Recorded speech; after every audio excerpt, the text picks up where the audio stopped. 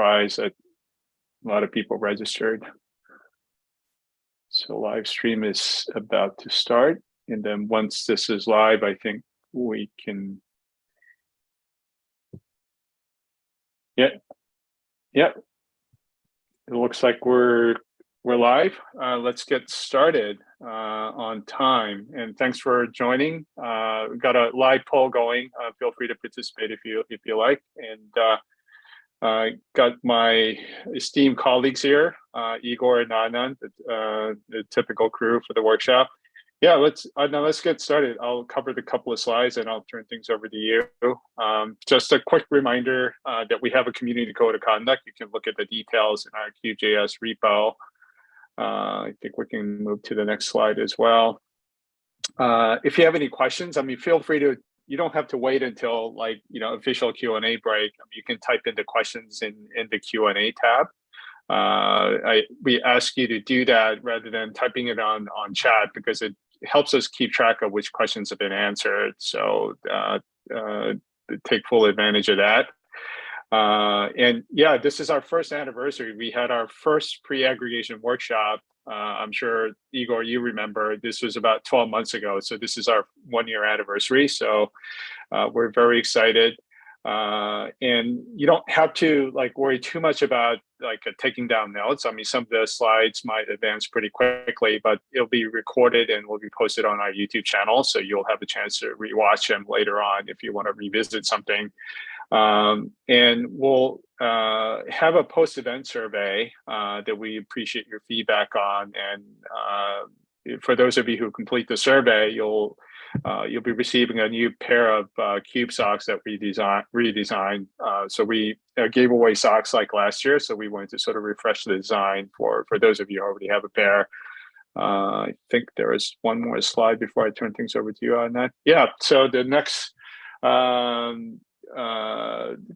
couple of things that are coming up. We have a community call on September 14th.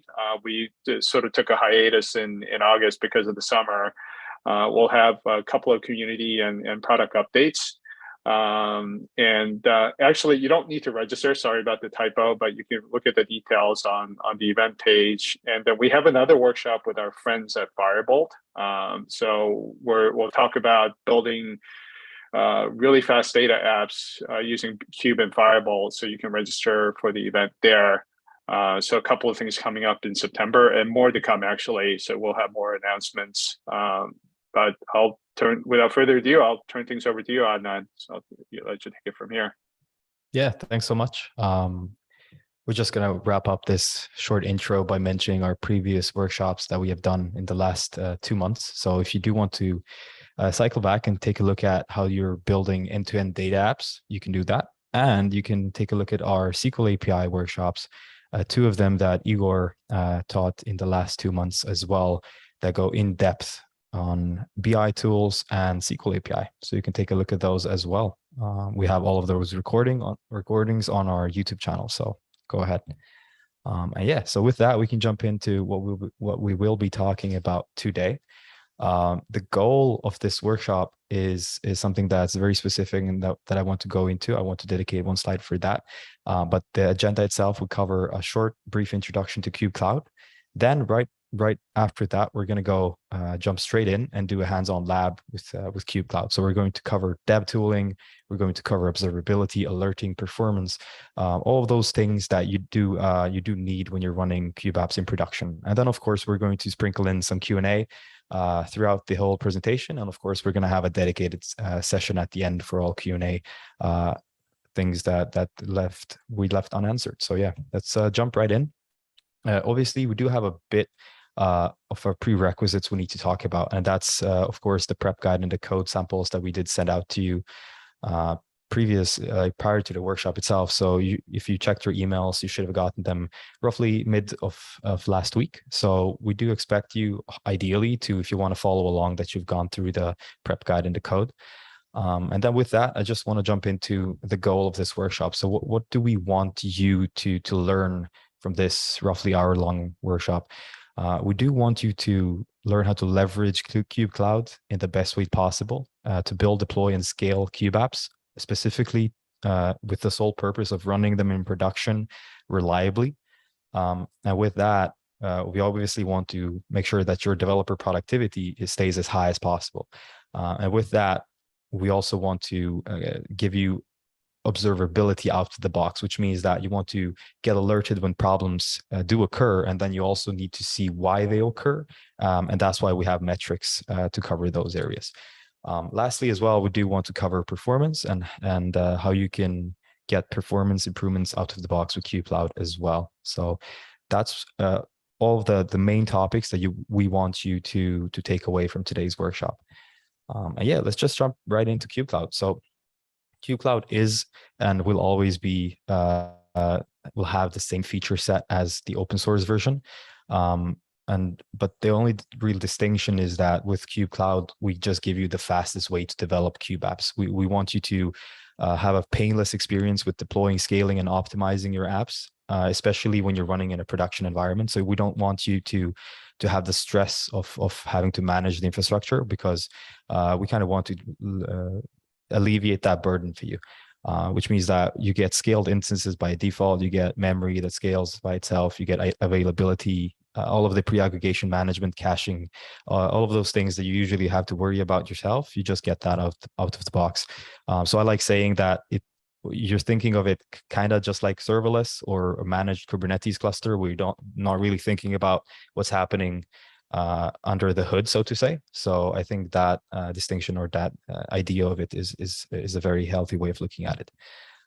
We also just want to do a quick intro into the TPC-H dataset. If you did take a look at the prep guide, you would have seen this as well, but just a quick intro. We chose the TPC-H dataset because it's a sample e-commerce dataset, which means that it's very relatable. It's applicable for a lot of these different use cases that you're often seeing in your own day-to-day work, but also because it's used for benchmarks. We chose that to be just go-to best data set for doing tests like these. Also, it's a data set that's a sample data set in Snowflake by default. So that's also one of the reasons why it's just so easily accessible, and why we chose it for today. So before we go into the hands-on lab, I just want to do a quick overview of what kubecloud looks like for anybody that might have not used it before. If you went through the prep guide that we did send out, you've already signed up and you've created your tenant, and you get this, well, a prefix and then kubecloud dev. It's going to be like your own subdomain, your own tenant that you're going to use to spin up your deployments. And that's what you get right away. You can get a list of deployments, you can add new deployments, and of course, you get an insight into all of the other features that are account level features, which means that you can add team members, you can check your billing, you can add alerts as well. So this is something we will be checking out during the workshop itself. But more importantly, the things that you get out of the box within a certain deployment is that you have a full overview of the infrastructure, including the activity log, so anything that's happening, including the connections, how to connect the REST API, SQL API, GraphQL API, and your resources as well. We're just gonna see if this loads. My internet is a bit sketchy. There we go. So you get an overview of your resources and the logs as well, and then you can edit that in the settings. So this is just a default rundown of what you get. You get the playground, which is the same in the open source version. You obviously get a schema editor where you can check out all of the schemas and the data models that you do have. And then you get some really cool niceties regarding observability with queries and metrics, which we will go into more detail in a demo in a few moments. And then what's very important is that you get a dedicated pre-aggregation section with pre-aggregations that you have building, and then the history of all of your built pre-aggregations.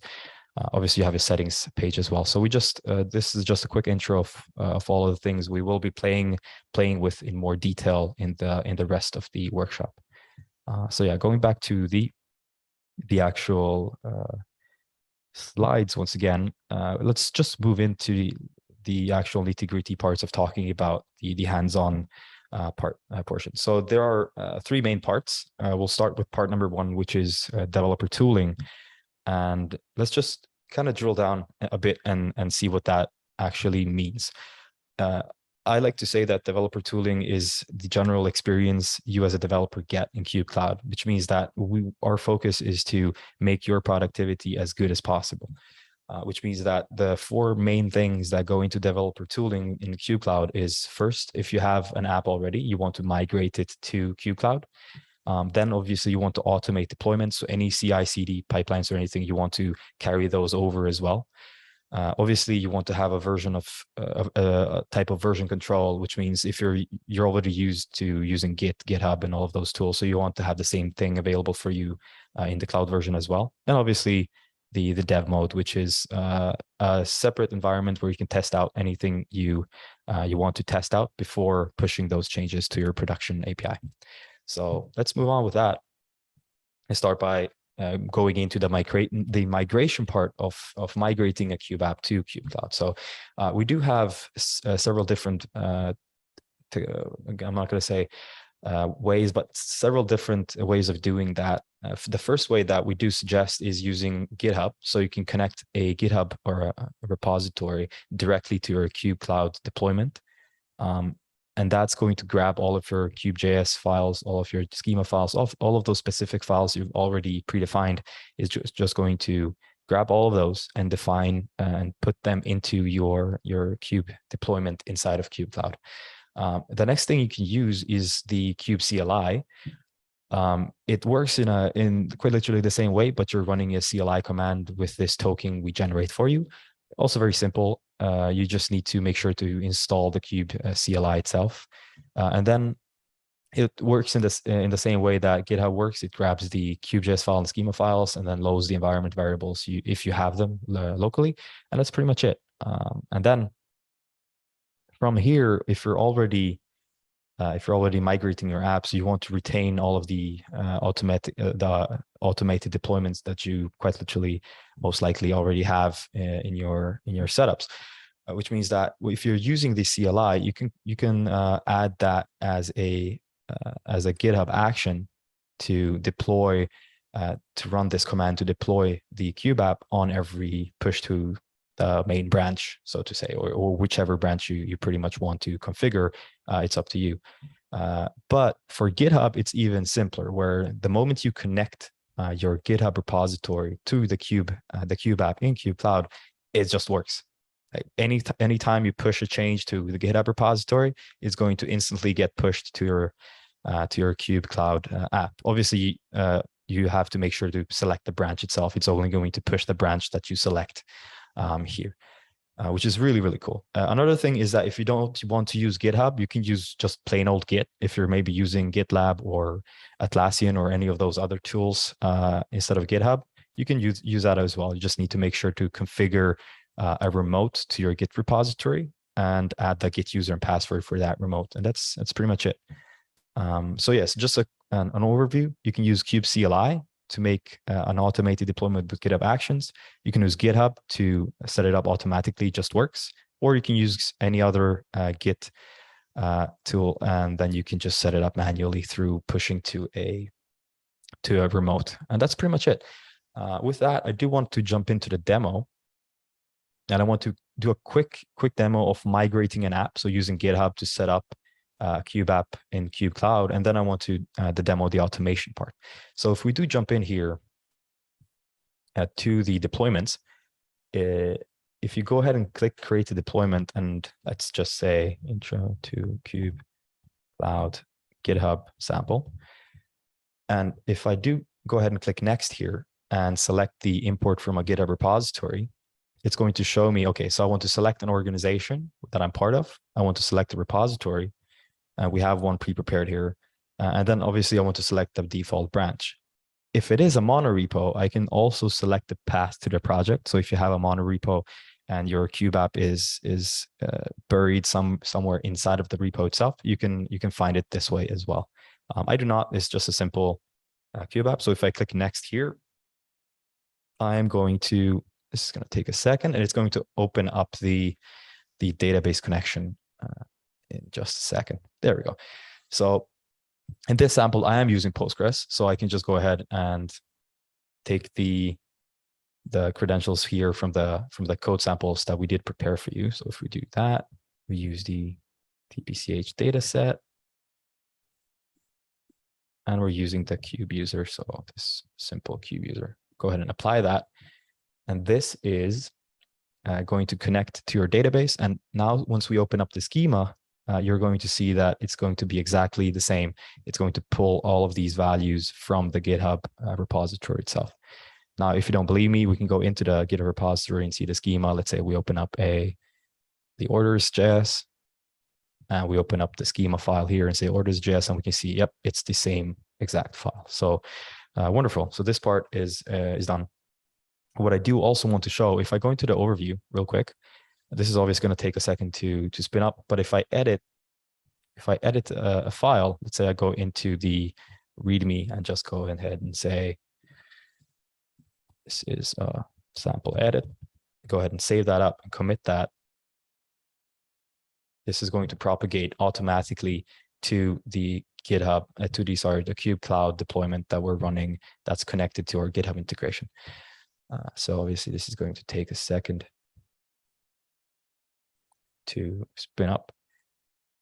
There we go. So yeah, so as you can see here, you see, okay, so update README build 55, perfect. So we're actually triggering a build that's going to get deployed to our Cube Cloud deployment by just editing any file, which is quite wonderful. So we have, with this, we're still using our version control just the way we're used to, and I can deploy it continuously just by editing any file on the main branch. So it's as simple as it can get. So perfect. With that, I think this is a perfect segue to just segue into version control, because I was just mentioning using Git and GitHub. So what do I want to talk about regarding version control in Cube Cloud? Our main idea is that we just want you to keep using your favorite tools. And how we do that is that we want to give you a development environment that you're used to, with branching, just like you're used to with Git, and with all of the tools that you can keep doing your same productive, keep your productivity just as high as you have been so far. And by that, you can go into as you can see on the top left corner, you can click the branching button, and you can add a branch. You can say, okay, so I want to have a develop branch. You can go ahead and add that. And then you can switch back and forth between these branches, do separate edits, and or remove a branch or add another branch. So it's all part of the UI. You can also select which branch is the main branch, so the one that's going to be connected to your production deployment. And what's also cool is that you can allow or disallow direct commits to that main branch, which is, if you are a heavy GitHub user, that's what generally you do in your GitHub repository by default as well. So you don't want to have any accidental push to your master or main branch or anything like that. So that's something you can also edit in the build and deploy section of the settings, where you can say, okay, allow direct commits or not. Very convenient, and actually a nice fallback. Sweet. And with this, I do want to move into the dev mode, which is quite literally a separate environment. So even if you have your branches, let's say you're opening up the develop branch, you can go into dev mode and not interfere with the API itself, which means that you get a totally different API where you can do any changes before you actually do the commits to that branch. And that's something you can see here. Once I do open and enter the development mode, I can either commit and push any changes I've made, or revert to production. But also I can just exit that dev mode, and this is just going to get deleted. So all of these things that I do edit are not going to interfere at all with the production API at all. So it's very convenient. Of course, if I do want to commit, you get this nice pop-up to write a commit message. Same thing when you're merging a branch. And also when you're reverting a branch to production. So all of these things are super convenient. And that's something that I do want to show you now hands-on, is that if I go back into Cube Cloud right here, let's jump in and create a branch.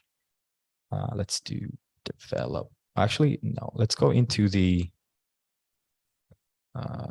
deployment I pre-created. That's going to be a bit quicker. So let's go ahead and let's add a develop branch. Let's do develop. And from here, once it does create, you're going to see that the API itself is going to change. So yeah, now you get develop. Sweet. So now if I do go into the schema, and I'll go into the orders.js right here, and I'll just uncomment this this file right here to add in. Actually, I need to enter development mode. Right, there we go. It's my bad. So once I do enter development mode, this is going to let me do edits to the file itself. Sweet. So now I'm going to go and uncomment this, go ahead and save it. And now what's cool here is that once it does save and restart the API, it's going to go ahead and compile and then restart the API. Whilst this is compiling, I just want to show you this real quick. You also do have a line by line. You can see the changes that you have made to this file before you actually do a commit, which is super convenient as well. Anyway, so let's go back here. You see that it's ready. So now if I go into the playground, I can go ahead and run tests against this. So if I go and say, okay, so I want to run this query is now running, and I'm doing my testing on the dev mode API. So none of this, you see, dev mode, dev, yada, yada. So this is going to totally be separate from my production API, and it's also going to be separate from my develop API as well. Super, super convenient. Now let's just jump back into the schema. And because I'm happy with these changes, I'll go ahead and say commit and push, and I'll say did some edits. Go ahead and push that. And now we're going to see that this is going to get committed to the develop branch, where you can see that we're still on the develop branch. Awesome. This is getting added now. Wonderful. Just give it a second to reload itself. And now what's cool is that I can go in and just merge this to master when I'm happy. Doesn't have to be now, doesn't have to be tomorrow. Whenever I feel like I'm happy with this change, I can go ahead and run merge to master. What's important here is that if I do merge to master, that means my develop branch is going to be deleted. So it's going to be squashed and merged. So if I go ahead and commit that and give it a second to run the actual commit. There we go. So now we're on the master branch, and then we have this edit added. Sweet. So what's also really cool is that I can jump into the overview here, and on the right side, you can see the activity log. So if I do jump in, I can follow along and see the logs for my my app actually deploying, which is really convenient. If something breaks or if there's a failure in the build, I can trace it back to what exactly happened by checking the logs here. And I can see it's done uploading. Wonderful. So it's all good. And what's cool from here, this is only the beginning of the observability that you get out of the box. Now, with that, it's another perfect segue into jumping back into the slides and talking a bit about observability. So what is observability? It's quite a complicated word. But it encapsulates the main things of trying to debug problems. And then what that means is that you want insights. What we mean with observability within kubecloud is that we want to make sure the debugging experience that you have is something you're familiar with. So something you're already used to, something you've seen 100 times before. And we also want to provide a way of getting insight into the metrics so you can exactly see why issues happen. But with that, it doesn't really make a lot of sense if you don't get alerted when these issues happen. So those are all things that we do want to cover. And the four main topics we will cover in this second part is debugging. We're going to talk about query tracing and drill downs. Then we're going to talk about monitoring metrics on a top-down approach. And finally, we're going to go into alerting so we know exactly when issues happen by getting alerted exactly when they happen. Perfect. Now, let's jump into the debugging part. So the way you debug your config and infra issues in kubecloud is by using the activity log I just showed you, but also using resource logs.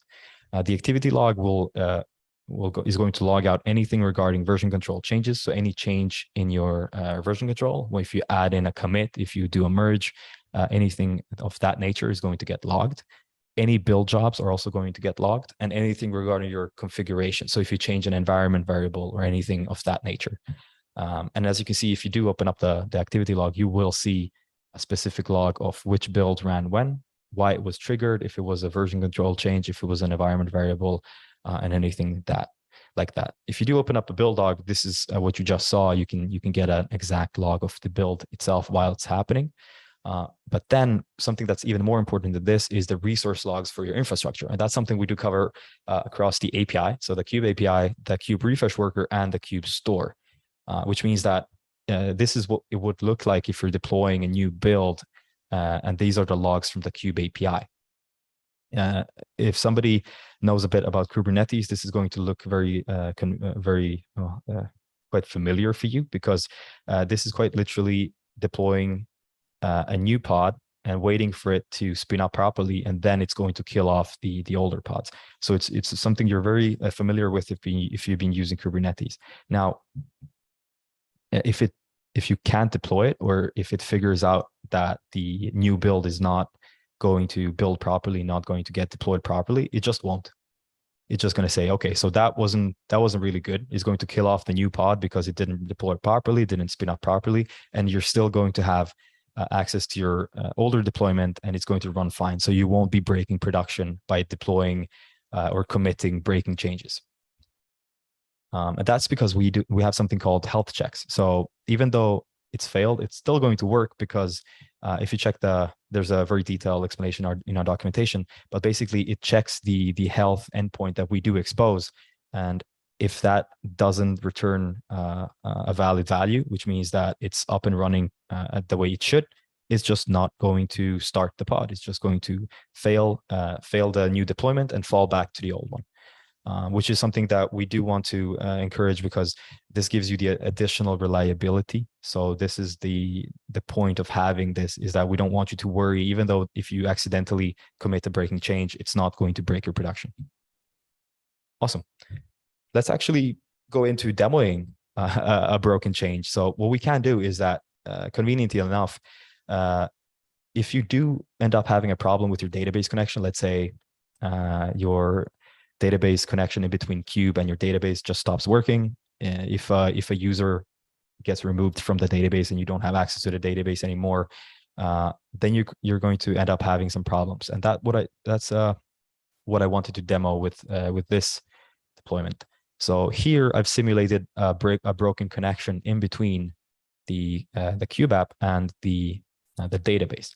So I'm instantly getting a notification here that I can't deploy the latest build because there's an issue. If I go into the resources section, just give me a second. If I go into the resource logs, I'm going to see a lot of errors. So, okay, so error while internal server, error while querying, etc., etc. So here you can see exactly what the problem was, and then from here you can trace back and figure out how to solve it. Another thing that I think is incredibly convenient is that you get a red notification that your pre-aggregations are failing as well, because you're not connected to the database anymore. So these are very, very convenient things. But as you can see, even though it's broken, even though it's not deploying, if I run a query, it's still going to return values just fine for the previous version of the deployment that worked just fine. So that's something you need to keep in mind, which is a really nice fallback and a really nice safety feature for that. Awesome. Let's jump in back to the slide deck. And now we're getting to the interesting part. We're going to talk a bit about query tracing and drill downs. So this is the proper observability. And what do we mean by query tracing and drill downs? So in this sense, we're talking about primarily and only API requests and the database SQL queries. So for those two things, you're going to get logs and traces, but also drill downs for exact values and exact traces for those API requests and database queries. For the API requests log specifically, you get an overview of the metrics, but you also get a 24-hour retention for the query history. And then you can use filters that we do provide for duration cache, pre-aggregation, and error. So it does look like this, where you can go ahead and list out all of your API requests. And then based on the API requests, you can do filtering by any of these filters here you can see in the top, which means that if I want to only see the queries that took longer than a second, I can go ahead and add that filter, and it's going to filter out all of the queries that do not match. So obviously this is returning a query that took 22 seconds, which is perfect, because from here I can go into a drill down and see exactly how to fix that. In the drill down section though, you get access to the exact JSON query that was run. You get the exact SQL query that was generated from the JSON query. And then you can see if it was using a pre-aggregation. And then the most important part and the most powerful part of this drill down is the tracing with spans. So you can exactly see how many milliseconds every part of that query took. So here's, let's just run through that example as well. So we see the JSON query, we see the SQL query that was generated. We can see that there was no pre-aggregation for this particular query. And then we can see the request span. And here in this section, you can exactly see how long the HTTP request took, how long the SQL execution took, and all of those different things that are going to define why this exact query took as long as it did. Now, it's a slight difference in between the API requests and the SQL queries that I will be explaining in a bit. But for the SQL queries, the rundown of it is exactly the same. So you're getting an overview of all of the SQL queries. You're getting the retention history, the query history for the last 24 hours, and then you get the filter by duration and errors, which means that it looks very similar. You get your filters on the top, and then if you want to do a drill down, you can see all of the details about the SQL query itself, but you can also see a trace of events, which is the crucial part here. Here you can exactly see how long the interaction in between the database and the cube app took, which means that if you do click on, let's say, the SQL query key MD5, you can go ahead and filter out the exact SQL query that was slow, and then you can get a list of all of the times this query was run. And based on that, you can figure out any trends or any problems that you are running into with this particular query. But if you're thinking about it this way, getting these drill downs are amazing, but the problem is if you don't have a top level overview of all of those queries, it doesn't really matter, because you're never really going to find that one query that was slow. If you have to sift through thousands and thousands of queries, you're never going to find the one that's a problem. And that's why we also have this monitoring metrics section, which is that we want to give you a top-down overview. So you want to have a top-down overview of both the API requests and the database queries, because from there you can see the metrics of exactly how many times a query was run and what the average time for that query is, and then you can make a calculated decision based on that. You also get the top requests and queries. It's a list of the queries that were run the most, like the most amount of times, but you also get a direct drill down to that query from the top-down overview, which now it's kind of starting to make sense. It's starting to make a bit more sense why these two things go hand in hand. And this is what it looks like. So I have my metrics that I can see, okay, over time, I'm getting that many requests and X number of errors, and then I can see the response time. But what's important is that I can see in the top queries, I can see, okay, so the average duration for this query was 9 seconds. All of the rest are fine, like 300 milliseconds, 600. So obviously we have a problem with this query. If I do go ahead and click on it, it's going to, again, give me a filter for every time this particular query was run. And from here, I can go in and do my drill downs. Also, this same logic applies for the database tab, which means that this is going to show me all of the SQL queries that are running in between my cube app and my database. And as you can see, they're not 100% mapping to one another. But we're going to talk about that in a second. Right now, the logic itself is exactly the same. If I do click on the SQL MD5, I can filter out exactly which queries are slow, and then I can drill down from here. But now let's talk about the difference in between the API and the database tabs, which means that you would consider that there should be similar, but they're not always the same, which let me explain why.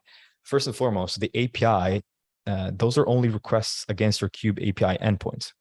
Whilst for the database, those queries can be triggered by both the API and the scheduler. So now you're thinking, what's the scheduler? Well, the scheduler are all of the SQL queries that the Cube refresh worker triggers. It's all of those refresh queries that, for example, your pre-aggregations, when you define them, are triggered periodically against your database. So that's not triggered by the API, it's triggered by the scheduler. So in a production environment, you're never going to have an API request mapping directly to a SQL query, because if you're running it in production, you're obviously going to have a set of defined pre-aggregations, which means that a pre-aggregation API request that triggers a pre-aggregation response is not going to trigger a database query. It's going to fetch data from the pre-aggregation. Also, if you're running in rollup only mode, you're not going to show any SQL requests from the API that were triggered by the API. It's only going to be SQL queries that were refreshing the pre-aggregation itself. So this is something you need to stay mindful of when you're checking the metrics. Obviously, just to wrap up the observability roadmap, we do want to mention that we are building a new APM engine, which means that by the end of Q3, the retention is going to be a lot higher than just 24 hours. And also for people that are looking into the enterprise tier, we will have log export in sometime in Q4, which means that if you're using a log management tool, pretty much any log management tool you're using will be configurable with the log export feature. But yeah, more about that in the coming months. So we'll talk about that in some of the next workshops. Awesome. Let's go ahead and jump into the demo. What I do want to show in the demo is that I want to show you a real life scenario of what it looks like when you're checking the metrics, trying to figure out which query was slow, and then accelerating it from there. So yeah, let's go ahead and open up kubecloud once again. So let's open up let's do the playground, and let's run a complicated query that's going to take a bit of time. So let's do this one. Yeah, let's do this one. So this is going to take a few seconds to run. And let's go ahead and, okay, let's run it a few more times just for good measure, so we can see it in the metrics part. Just one more time. And this is going to populate the metrics tab. So if we do jump into the metrics, and let's do last 15 minutes just to keep it short. And here we can see that, okay, so we're running a query, and then we have the average duration, we have the total duration, and we have the total database duration. If we now go in and want to do a drill down for this particular query, we can see, oh, okay, so we ran the query, it's been triggering the cache a few times, but every time it doesn't trigger the cache, it is considerably slower. It's a lot slower. It's roughly 3 or 4 seconds, which is definitely not acceptable for production. So if I do go ahead and drill down even further, and I go into the request span here, I can see exactly why it was taking so long. And if we can see, okay, so executing SQL at 100 milliseconds. Okay. So let's find when it stopped executing, and we can see, okay, performing query completed at 4 seconds. Obviously, the problem is executing the SQL query. Okay, so we get that. If we do jump into the pre-aggregation, we can click accelerate here, and we can add this to the data schema, which means that this is going to get added automatically. So you don't really have to edit the schema at all. But, let's use our version control and development mode tricks we just learned and edit the schema ourselves. So if I do jump into the line item here, and I'm just going to go ahead and uncomment, actually need to obviously enter development mode first. And then I'm going to uncomment this part of the schema file to add a pre-aggregation for this particular query. So if we do that, just uncomment that one, go ahead and save it. And then just wait for it to compile to make sure everything is good. And once I do, save it. It's good.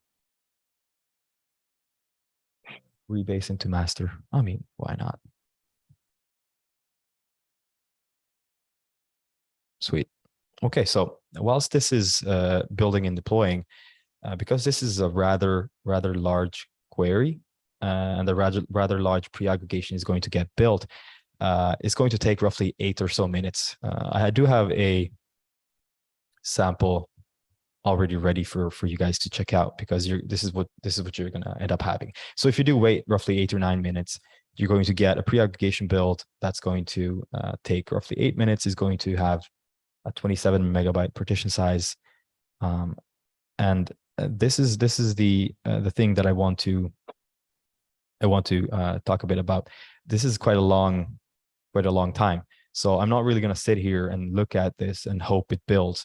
I want to know if it failed. I want to be notified if the build was a failure, and then I can go back in and see how to fix that. So with that, it's another perfect segue into alerting, because if it builds just fine.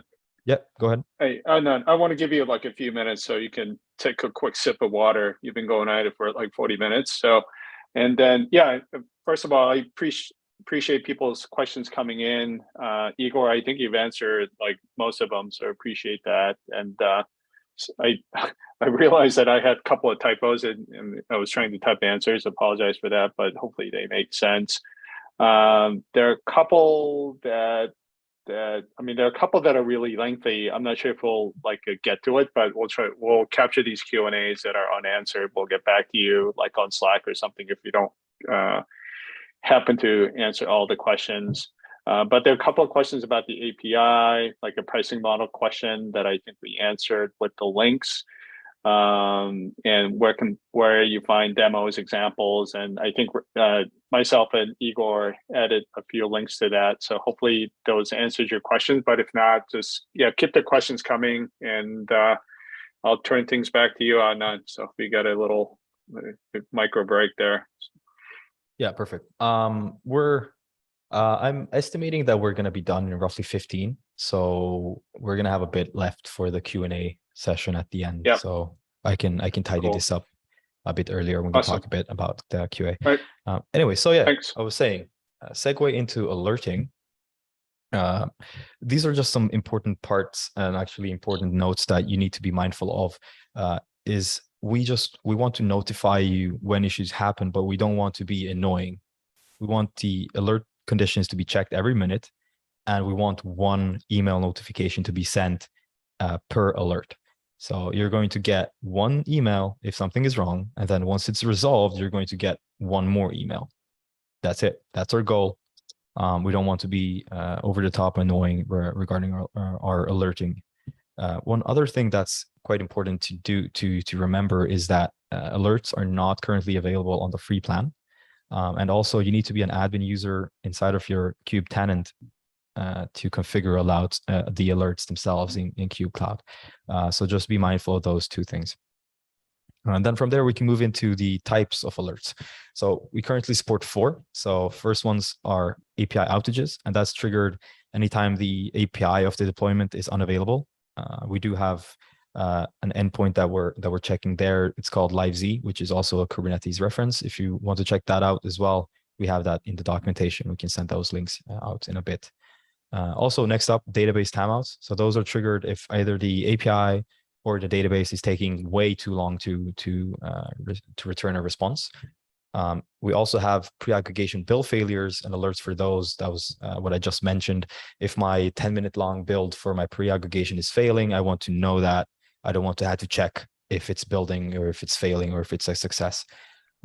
And then, of course, you get alerts for deployment build. So anytime your build is deployed or anytime your build is failing, you're going to get an alert for those as well. Now, a specific thing that you need to keep in mind is that you can also specify which deployments are going to get alerts and which users are going to get emails for those alerts. And it looks pretty much like this when you're adding an alert. Select the event type, the deployment, and then who it's sent to. Very, very simple. The overview of what an alert would look like if you're receiving it in your email inbox is quite simple as well. This failed, here's which deployment, which pre-aggregation, then you get the stack trace as well. So it's very, very concise, but it gives you everything you need to start fixing the problem. Sweet, let's just jump into alerting and see how that works. I'm going to go into my sample broken configuration. And if I check the top right, I'm going to obviously see my issue with the cannot deploy latest build. But if I do go into the my email, I'm going to see, okay, so here's my deployment that's sending me an alert for this deployment not being able to build pre-aggregations.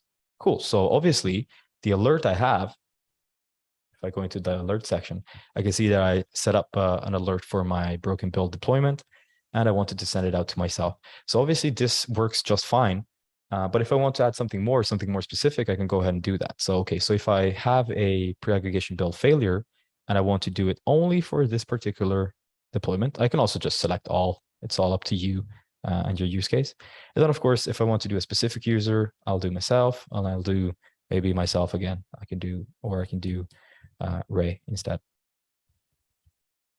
So this is a very simple UI, very intuitive UI, and it's not over the top. It works just the way you want it to work, and it's not annoying whatsoever. Anyway, I think that is it regarding the alerting. What I do want to do now is I want to segue into the performance section. So this is going to be, in my humble opinion, the most interesting part of the workshop, because we're going to be talking about 4 main things again. First, pre-aggregations. Then we're going to talk about roll-up only mode. Then we're going to talk about cluster mode and Kube Store inside of Kube Cloud and why it's so powerful. So jumping right in, let's talk about pre-aggregations first.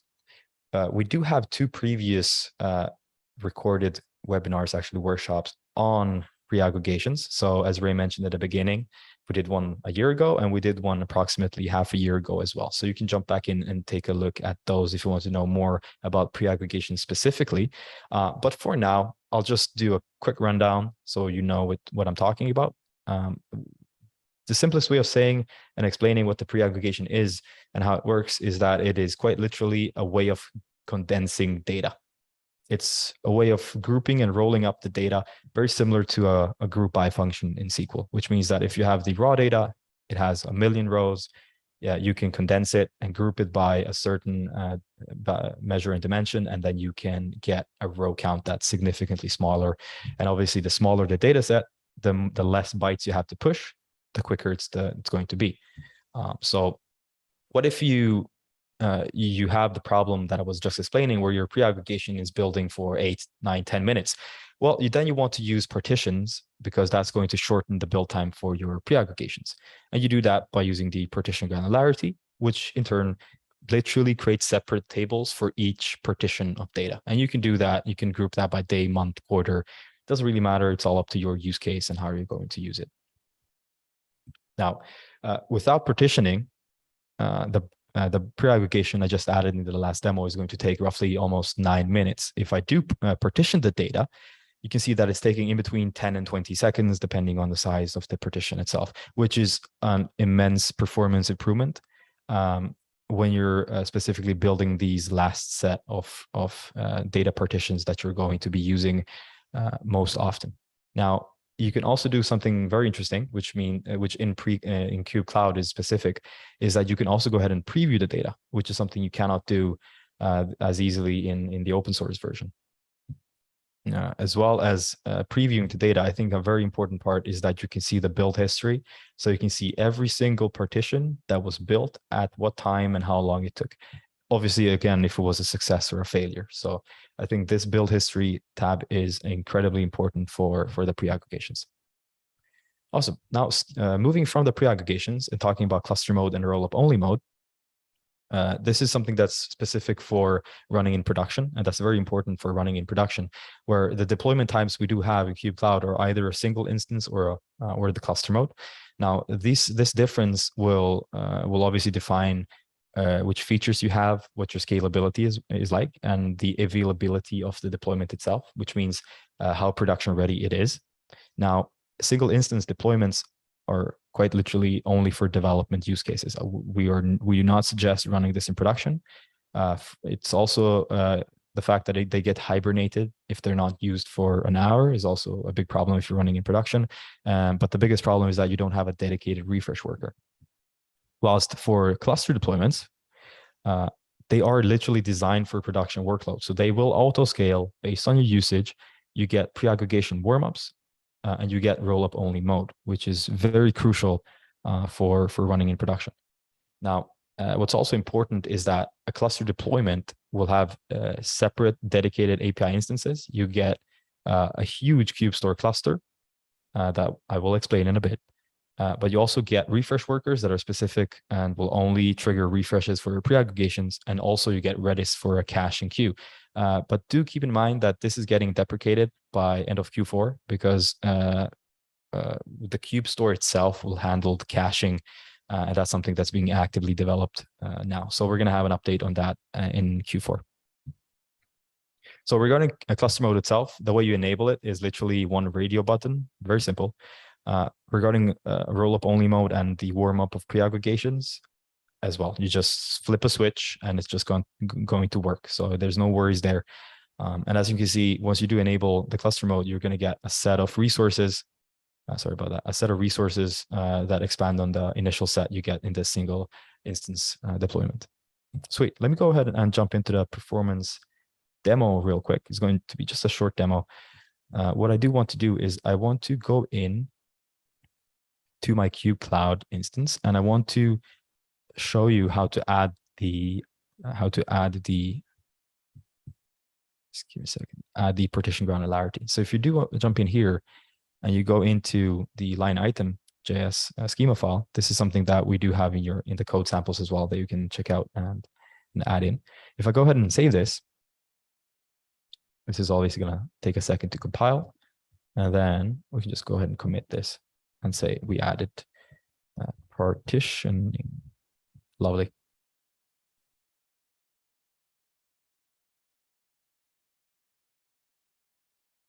Sweet. Okay, so this is going to just take a second to add, and this is going to add the partitioning.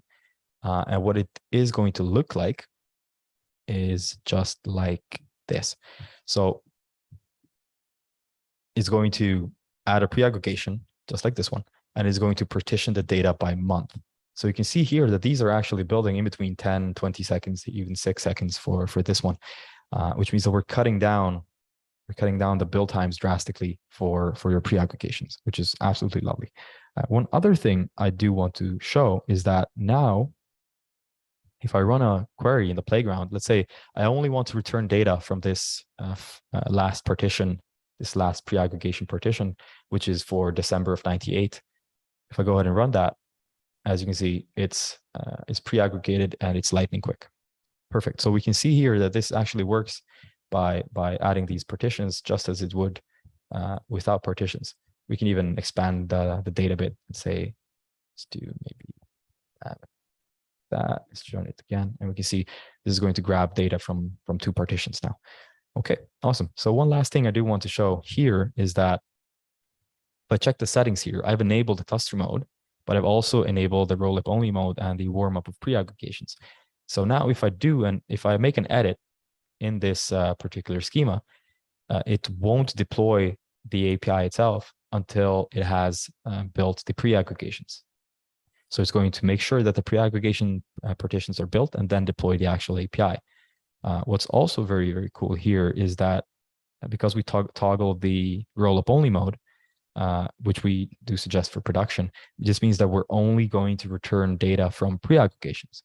So if we try running a query that doesn't have a pre-aggregation, it's going to say, nope, you don't have a table for your pre-aggregation for this particular query. You need to add one, or you need to check your refresh worker config. So that's an important part you need to note when you're running in roll-up only mode as well. And with that, I think we can jump back into the slides, and we can just take a quick moment to run through KubeStore. We're not going to do any demos for KubeStore, but I do want to just explain some things so you're aware of what's happening in the KubeStore we do have in KubeCloud. It is absolutely huge. It's massive. It's also shared across certain accounts, but it's sharing it based on the resource consumption. So if you have an account and you, for the next 10 minutes, need to have an incredibly large pre-aggregation build, you can tap into this huge KubeStore and build those pre-aggregations much quicker than you would if you were running that yourself. Now, I did some testing where this data set we're using for this demo is roughly 1.5 gigabytes. And the time it took for a pre-aggregation to build, the first pre-aggregation we added in demo number 2, I think it was, it took roughly 8 seconds. So if you run that yourself, you're going to see the same data. But then I scale it up. I scale up the data set to 100 times the size with 150 gigabytes, and it took 1.7 minutes, which is, for that amount of scale, this is wonderful. This is amazing. So the actual screenshots from that you can see here, roughly 7 seconds and roughly 1.7 minutes. And even if I enable partitioning, all that is going to get even quicker, which for 150 gigabytes, this is amazing. This is quite crazy, how quick the cube store is. And that's it. I just wanted to do that quick showcase at the end, and we can jump into QA if we don't have any questions left, or if we do have questions, we can just talk about them here. And we are on time, 55 minutes in. Yeah, amazing. Thank you. That was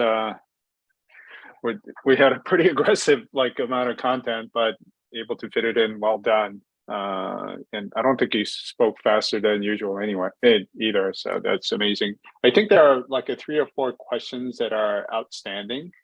I think Igor, you mentioned one of them that you were going to try to answer live. Did you want to take that one, and then we can look at some of the others as well? But yeah, I think it would be great to answer some of the outstanding questions, and also to go through the ones that some of the ones have been already answered, because I believe, well, as always, these are really deep and thorough and genuinely great questions that we are getting. So the one that I marked, to be answered live is very, I would say, very, very great one. So Mustafa asked, what would happen and what would be the benefit of connecting the Databricks data warehouse through Cube to Power BI compared to the current setup where Databricks feeds the data to Power BI directly. Well, this is a great question, and the answer might be a lengthy one, because Cube brings so much to the table. Cube being a headless BI tool serves as kind of centralized storage for metrics definitions, right? So what you get from the metrics layer is basically unified definitions of your metrics. So no data consumer can get them out of sync. So if your golden table in Databricks is the only thing that is used by any data consumer, or if Power BI is the only data consumer, that's probably not something that you're interested in. But if you have more than one data consumer, or if you'd like to really model your metrics, then the Cube's metrics layer will get you covered. And also, I certainly don't have any insight into how performant their existing dashboards in Power BI are, but if they aren't that performant, that Cube's caching layer will also got you covered, because believe it or not, but any call to any of Cube's APIs, including SQL API, REST API, GraphQL API, any call will be served with sub-second latency, and Cube also allows for high concurrency. This is because of how the pre-aggregations, or the internal representation of data in the cache is implemented in Cube, but the end result is that your dashboards or your charts or your data apps, they will run instantly, right? So that is also something that you can get. And from Cube's caching layer, if we go to the Cube's access control layer, then you can get row-level security and multi-tenancy, also something that Cube provides. And the API layer, and I already listed the APIs, it basically provides universal connectivity to any data consumers. So, you run Power BI, you might be running Power BI already. If you have a team of data analysts or data scientists who use data notebooks, say Jupyter or Hex or DeepNote or Streamlit, you could connect them as well. If you have a team of say software engineers who would like to build a custom app, well, you can use the REST and GraphQL API that Kube provides. So this is the benefits that you can get in theory, and the specifics depend on the use case. But indeed, this is a really thorough and great question. Yeah. Okay, so moving to another one, right? And I actually wanted to cover or just go through a couple of questions that we already answered. So there was a question about the APIs, but I think I provided an answer for that as well. There was a great question about how Kube and dbt fit together. Well, obviously dbt is so popular that probably that's the question that really is of interest to many folks. So yeah, if you're using dbt to transform your data and place it back in your data warehouse, well, then Kube can run on top of the data warehouse, on top of dbt transform data just fine. This is what many folks from the Kube community, many Kube Cloud customers already do. And also, if you're following what the dbt, you also know about the recent developments of dbt metrics or dbt semantic layer. Well, I have a blog post that I've written a few months ago that covers that topic as well. So actually, you can read your metrics definitions from dbt, and you can run Kube on top of dbt, and then feed the data into, say, an embedded analytics application that you're building. So this is an option. And there was a question about getting demos. I think we can post a few links to the chat on that. And there was an interesting question about the pricing. So yeah, we wasn't focusing on this workshop, but Kube is open source, and you can go and give us a star in our GitHub repo as a gratitude for this workshop, for the great demos that Adnan did. But and if you choose to self-host Kube in your in your public cloud of choice, well, you can the only thing that you need to pay is basically the cost of of the instances that you would need to run, and also obviously the labor to get everything set up. Well, it would have some cost to you, but in general, to run Kube, the minimal setup is a couple of compute instances, Kube API instances. I mean, a Redis instance and a Kube Store cluster, which would start with the 3+ nodes. And if you decide to try Kube Cloud, and I encourage you to do so, well, you should be you should know that Kube Cloud has a free tier and provides all the managed infrastructure on that free tier, so you can build your proof of concept in the free tier without any issue. And also then you can upgrade to the standard plan, which is only $100 per month. Shouldn't be too pricey, and also we have the enterprise plan in the Kube Cloud. Yeah, we have a lot of people. Not surprisingly, we're like 3 minutes over, so a lot of people are dropping off. Okay. So I think there are some remaining questions. I mean, particularly one from Yuri. I'm guessing he's trying to get started with the self-hosted version. I mean, Yuri, if you don't mind, pinging us on Slack, I think there are a number of us that can help you get started. So sorry that you're not being able to get started. I mean, there's a question from Sam there's one last question from Sam that came related to developer experience. I'm not sure, Igor, if you want to take that over to Slack, but I mean, the good thing is even if the questions that aren't answered, we have them in our report, so we should be able to get back to you on this. But Igor, I'll leave that up to you with the last one. Yeah, I've just answered the question. Oh, okay, cool. The question that you mentioned, and for the Yuri's question, well, definitely we can have a convo on Slack, because I need some of the points here might require more thorough exploration, but just I can address this just quickly. So the first question is related to using some npm packages as a part of their kube schema. The thing is, if you wanna use some third party or actually any npm packages from the kube schema and you run the kube in kube cloud, they need to be whitelisted, and we could basically just contact the support team in kube cloud and say, hey, I need this npm packages running. I'm taking the risks. I've checked those versions. They have no security flaws, something like that, and we'll whitelist them, and you'll be able to run them in your deployment. So the first one is pretty much trivial. Just ping us on the kube cloud support will help you. The second one is about the spatial data and running spatial queries.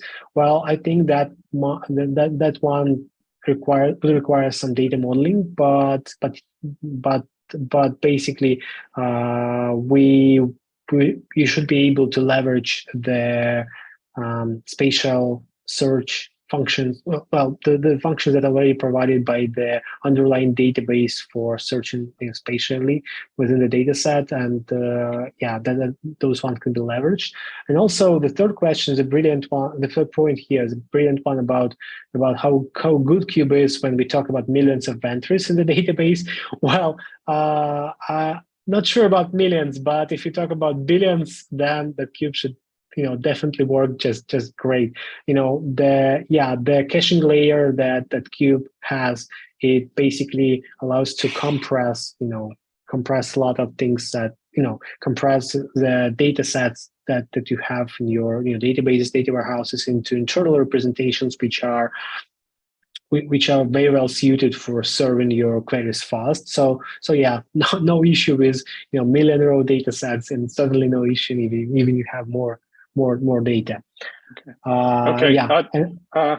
Now let's wrap up with your reference slides, and then a couple of remaining questions. I think we can if we need to discuss further. I think there were some follow-ups that came up as well. We can take them over to Slack or other channels.